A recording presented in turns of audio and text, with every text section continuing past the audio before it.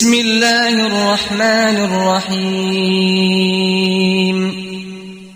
الحمد لله الذي أنزل على عبده الكتاب ولم يجعل له عوجا قيما لينذر بأسا شديدا من لدنه ويبشر المؤمنين الذين يعملون الصالحات. أعوذ بالله السميع العليم من الشيطان الرجيم. Au nom d'Allah, le détenteur du sceptre de la louange, je proclame son unicité. Gloire à lui, le Seigneur du noble trône, d'où sont générés perdurablement les océans du lait des connaissances. Qu'Allah répand sa bénédiction salutaire sur le livre de ses merveilles, le détenteur de ses lumières, le diminuum de ses secrets, Sayyidina Muhammad sallallahu alayhi wa sallam. Chers frères, chers internautes, les téléspectateurs de la chaîne Mon Chapelet, Ma Solution, recevez nos salutations les plus honorées. Assalamu alaikum wa rahmatullahi ta'ala wa barakatuhu. Comme nous vous l'avions promis la fois passée, nous allons tout juste débuter le programme par l'alphabet de la numérologie et de la science mystique, qui n'est rien d'autre que la numérologie. Par définition, pour concevoir la numérologie comme la correspondance entre les chiffres et les lettres. Cela veut tout simplement dire que à chaque lettre, parmi les 28 de l'alphabet arabe, chaque lettre a sa valeur numérique. Et la somme de ces valeurs numériques-là, c'est ce qu'on appelle poids mystique ou bien la valeur numérique, dont la somme des 28 lettres nous donne 5995, que certains nomment comme Adad al-Kulli, c'est-à-dire le nombre de toutes choses. D'autres disent que c'est le nombre de l'univers, mais il faut savoir que la somme de toutes les lettres de l'alphabet arabe nous donne 5995. Maintenant, comme je l'avais dit, il faut savoir que quand on parle de chiffres, c'est quelque chose qu'on prend comme ça, sans aucune intention, mais quand on parle de nombre, c'est plus profond, c'est plus sérieux. Parce qu'il faut savoir que chaque nombre contient des éléments en lui, car il y a des nombres qui sont vivants, comme il y a des nombres qui sont morts, qui sont plus opérationnels. Comment savoir cela? Il faut nous suivre dans cette chaîne, dont rien ne sera caché et tout vous sera dévoilé. Bismillah. Chaque nombre contient des éléments en lui qui lui donnent vitalité et bienfaisance.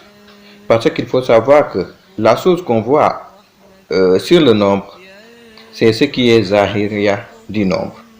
Parce que ce nombre, il a en lui son zahir, il a en lui son batin, il a en lui son âme, il a en lui sa lumière et il a aussi son diagramme. Donc les nombres ne sont pas des simples chiffres qu'on prend par hasard comme ça, mais c'est autre chose plus profond que ça. Et mystiquement parlant, il faut savoir que il y a des nombres qui sont opérationnels et il y a des nombres qui ne le sont pas.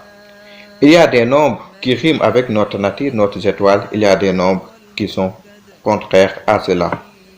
Maintenant, pour connaître tout cela, nous allons y partir petit à petit, Inch'Allah, afin de permettre à tout un chacun de pouvoir calculer son poids mystique, c'est-à-dire le nombre qui coïncide avec son propre nom ou le poids mystique d'une autre chose qu'il désire connaître. On va aussi permettre à tout un chacun de connaître l'âme des nombres, la lumière des nombres, la batine des nombres, mais aussi son aspect zahiriya. Mais la chose la plus importante, c'est la valeur opérationnelle du nombre. Dans chaque nombre, quelle est la valeur qui est très opérationnelle et que si on le fait, on aura gain de cause? Ça, c'est un problème chez tout un chacun. On prend les nombres comme ça, or que tel ne doit pas être le cas. Maintenant, ce qu'il faut savoir est que les lettres selon leur valeur numérique, sont classés en 3 catégories, voire 4. Parce qu'on a les unités, on a les dizaines, on a les centaines. Et on a une seule lettre qui fait 1000 dans le chiffrement oriental et dans l'occidental. Donc, on a de 1 à 9 qui vont être les unités, c'est-à-dire les nombres qui sont composés d'un seul nombre. On a les dizaines qui sont composées par 2 nombres. On a les centaines qui sont composées par 3 nombres. Et on a une seule lettre qui va faire 1000, comme je l'ai dit.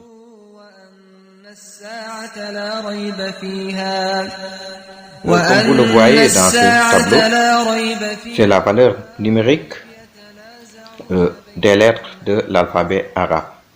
Donc, pour être un bon numérologue, il faut mémoriser ce tableau.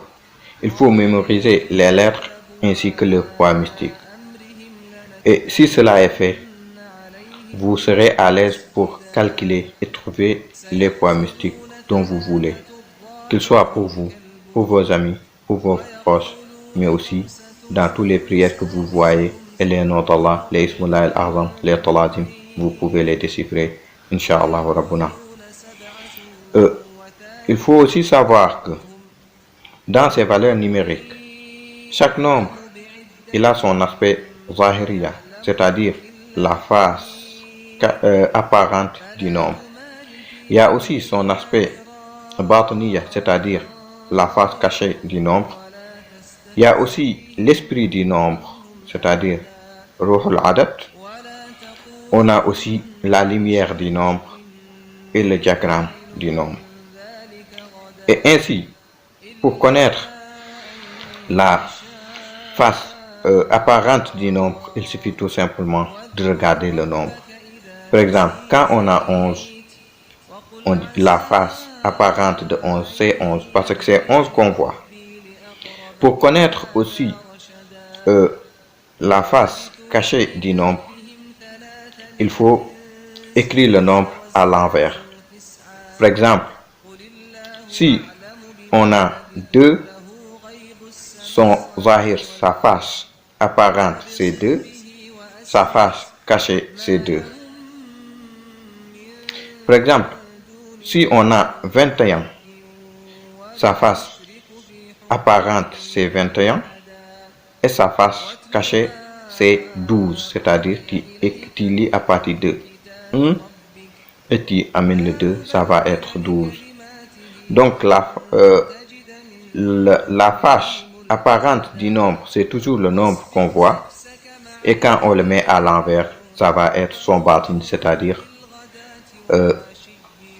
son face cachée, sa face cachée du moins.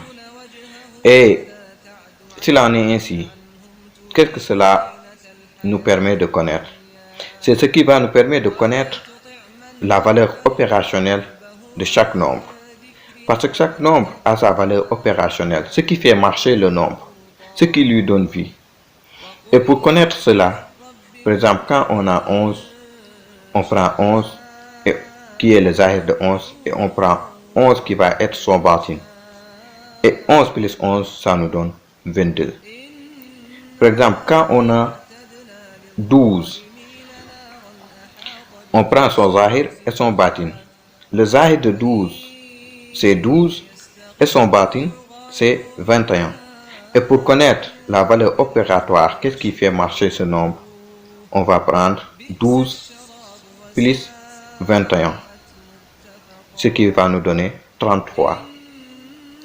Par exemple, ce qui concerne 14, qui va être le poids mystique de Wahhabou, si on voudrait connaître sa valeur opérationnelle, on va prendre 14 plus 41 et le résultat va être la valeur opérationnelle. Et avec la valeur opérationnelle, pour avoir des résultats vraiment attendus d'un nombre, ça va aller plus vite et c'est très efficace. Aussi, on a l'âme du nombre, c'est-à-dire l'esprit du nombre, le ruh du nombre. Et pour connaître cela, il faut prendre le nombre au carré. Par exemple, quand on a 6, par exemple, on a chiffré quelque chose et on a trouvé le résultat et on a eu 6. Pour connaître l'esprit de ce nombre, il faut prendre 6 au carré, c'est-à-dire 6 fois 6.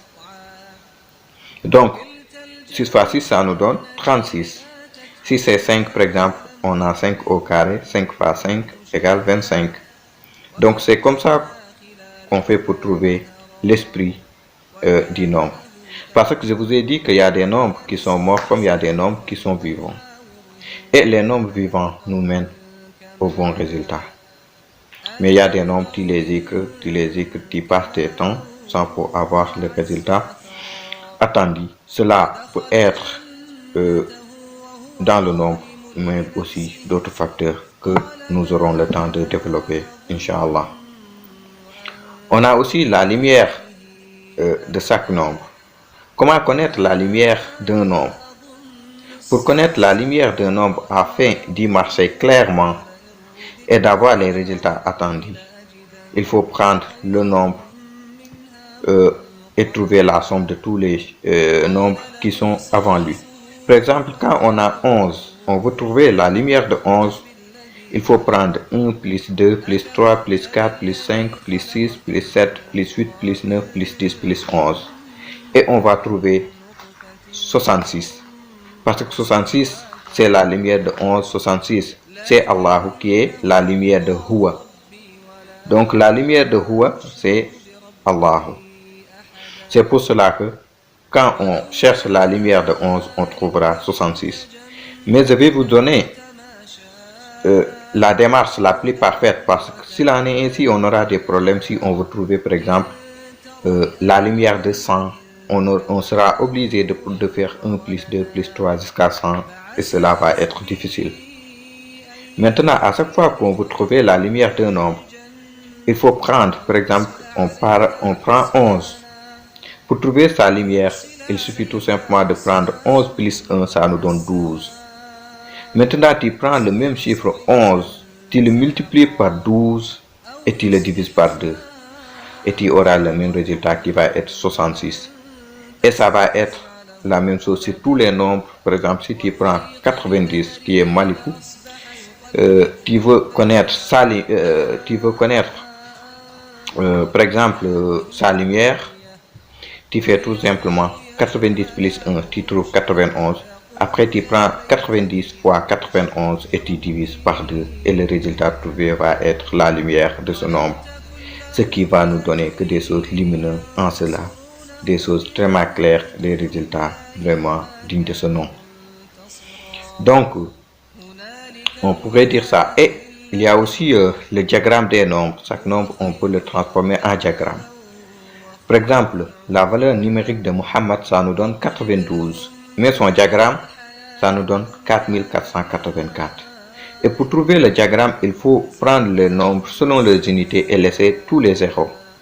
Donc, Muhammad, quand on l'étale, on a le mime, le premier mime, on le met 4. Le ha, on met 8. L'autre mime, au lieu de mettre 40, tu mets toujours 4, tu laisses les zéros. Et le dal, tu mets 4. Donc, après, tu vas lire de gauche à droite, tu auras 4484.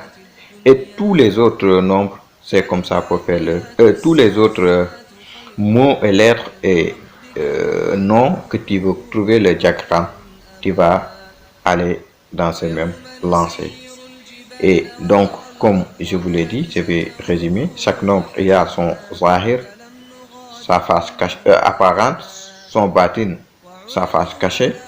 Il y a son esprit, Ruhul Adad. Il y a aussi sa lumière. Et on a aussi le diagramme. Donc, tout cela, c'est des informations à savoir et à connaître avant de se lancer dans la numérologie, Inch'Allah.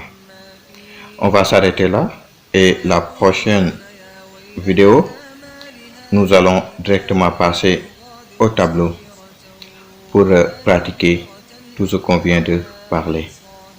Et Inch'Allah Rabbuna, on pourra comprendre plus clairement avec le tableau et les démonstrations. Inch'Allah, qu'Allah nous donne longue vie et nous y amène en paix. Votre frère, votre ami, Cheikh Abdou Ibn Babacar. Wa akhiru da'wana alhamdulillahi rabbil alamin. Wa salatu wa salamu ala rasulillah. Assalamu alaikum wa rahmatullahi ta'ala wa barakatuhu. بئس للظالمين بدلا ما أشهدتهم خلق السماوات والأرض ولا